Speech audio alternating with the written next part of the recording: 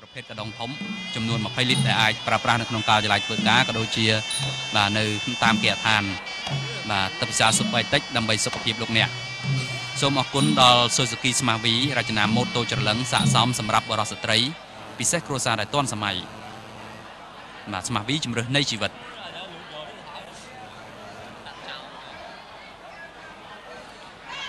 នេះគឺជាការប្រកួតគូអន្តរជាតិ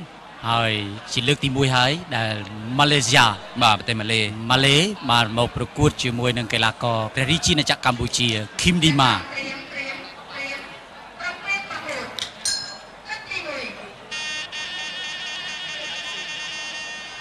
បាទនេះជាការប្រកួតលក្ខណៈអន្តរជាតិរវាងកីឡាករបង្គោលក្រហមហើយនិងកីឡាករបង្គោលខៀវបាទបង្គោលក្រហមគឺឃីមឌីម៉ាកីឡាករកម្ពុជារបស់យើងបង្គោលខៀវគឺជាជនជាតិម៉ាឡេស៊ីបាទហើយយើងមើលសាច់ឈាមពណ៌សម្បុរទៅដូចកម្ពុជាយើងអញ្ចឹងដែរបាទព្រោះថាប្រទេសម៉ាឡេស៊ីគឺជាប្រទេសដែលស្ថិតនៅក្នុងសមាជិកប្រជាជាតិអាស៊ីអាគ្នេយ៍របស់យើងបាទអញ្ចឹងនៅប្លុកអាស៊ីអាគ្នេយ៍បាទមានពណ៌សម្បុរពណ៌លឿងដូចយើងដែរបាទអញ្ចឹងយើងមើលបងប្អូនដែលកូលខៀវនេះជនជាតិម៉ាឡេស៊ីបាទដែលជាលើកទី1ហើយមកមានជនជាតិម៉ាឡេស៊ីមានវត្តមានមកលើសង្វៀនប៉ូលី3របស់យើងបាទកន្លងមកយើងធ្លាប់មានកីឡាករបរទេសច្រើនមកវាយមានជនជាតិប្រេស៊ីលមានអាមេរិកកាំងមានស្កុតឡែនមានទុយនេស៊ីមានទូគីមានជនជាតិអាល្លឺម៉ង់មានអ៊ីតាលីបាទមានប៉េរូបាទមកសឹងគ្រប់ទ្វីបដែរ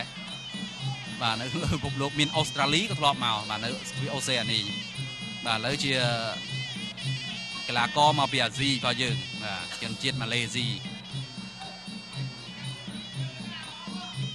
ប្រទេសក្នុងតំបន់អាស៊ានជាមួយយើងដែរបាទក្នុងទឹកទី1មិនទៅស្គាល់គ្នាអញ្ចឹងមិនតាន់ហ៊ានចូលប្រឡូកឲ្យខ្លាំងខ្លាណាស់ណាទេមួយម៉ាត់ទាត់ស្ដាំមួយរបស់ Zaiful បាទឈ្មោះគាត់ហ្នឹងគឺ Zaiful American Gym បាទខឹមតម៉ាសប្តាហ៍កន្លងទៅមួយឡើងbayដែរទៅសង្វៀនប៉ូលី3របស់យើងដែរតែស្មើគ្នាមួយកីឡាករអេស្ប៉ាញដោយសារតែកីឡាកររូបនេះគឺមាន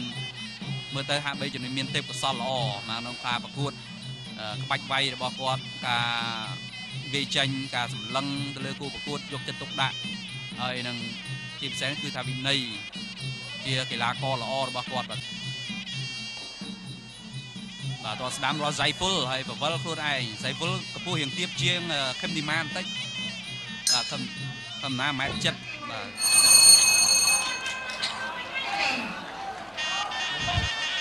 ទឈានចូលដល់ការពុតទឹកទី2កីឡាករបង្គោលក្រហមខឹមឌីម៉ាកីឡាករកម្ពុជាបង្គោលខៀវ Zaiful បាទ Zaiful ជនជាតិម៉ាឡេស៊ី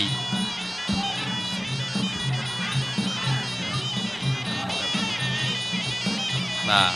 តបស្ដាំមួយទៀតរបស់ Zaifulបាទឌីម៉ានិយាយរួមទៅបើទឹក1ទឹក2ហ្នឹងបាទគេមិនចេញអីគាត់ក៏មិនសូវដែរបាទតែថាមានគេមកកាប់គោរញ្ជួយមេឃតែ Zaiful ធាក់ទម្លុះភ្នំមួយអាត្មាទម្លុះភ្នំរបស់ Zaiful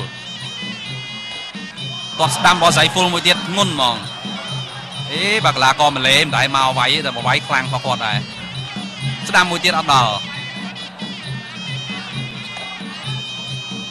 ទាត់ជើងក្រោមថែមស្ដាំមួយទៀតរក Zaiful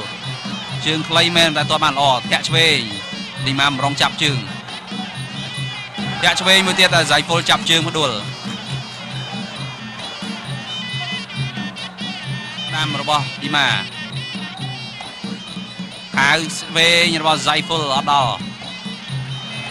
បាទ Zaiful គឺថាអត់ចូលមុខផងចូលទ្រូងZaiful កែងបកអាយ៉ាចេះគ្រប់ក្បាច់គ្រប់ក្បួនមកគាត់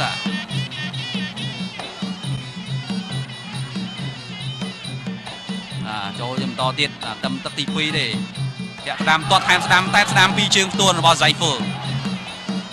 បាទមិនមែនធម្មតាទេកីឡាករម៉ាឡេស៊ីនោះនេះ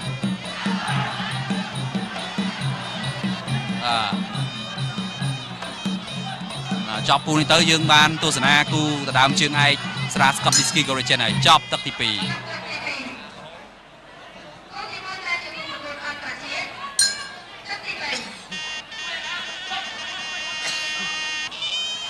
បាទលើឈានចូលដល់ការប្រកួតក្នុងទឹកទី3រវាងឡាកូឃីមនីម៉ាបង្គោលក្រហម Zaiful បាទជនជាតិម៉ាឡេស៊ីបង្គោលខៀវបាទឃើញពីទឹកឡងមកក្នុងទឹកទី2កីឡាករ Zaiful ហាក់បីដូចជាប្រើការទាត់ល្អណាស់ Zaiful កែងបាត់របស់ឃីមនីម៉ា Zaiful ទាត់ស្ដាំកាត់អត់ត្រូវទេ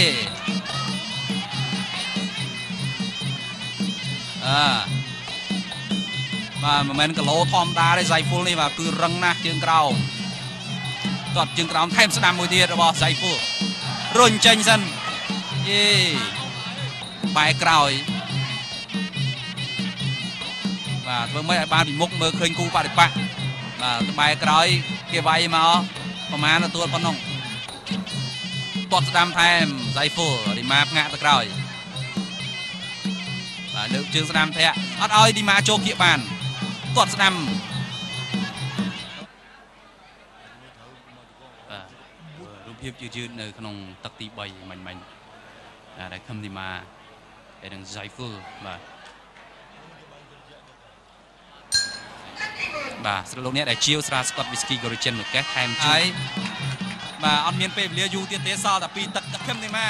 ឲ្យមកតំផឹងមកអត់មានទុកស្អែកខ្លះទេគាត់ឆ្វេងមួយទៀត Zaiful មួយជើងទៀតពេញ Zaiful ធាក់មួយវិញឌីម៉ាប៉ើងបាទទៅអានម៉ានទម្លុះមេឃទឹកទី4មិញទៀតគាត់ឆ្វេងថែមឆ្កឹះជើងឃឹមឌីម៉ាផ្ដួលឆ្វេងរបស់ Zaiful ថែមស្ដាំមួយខ្លី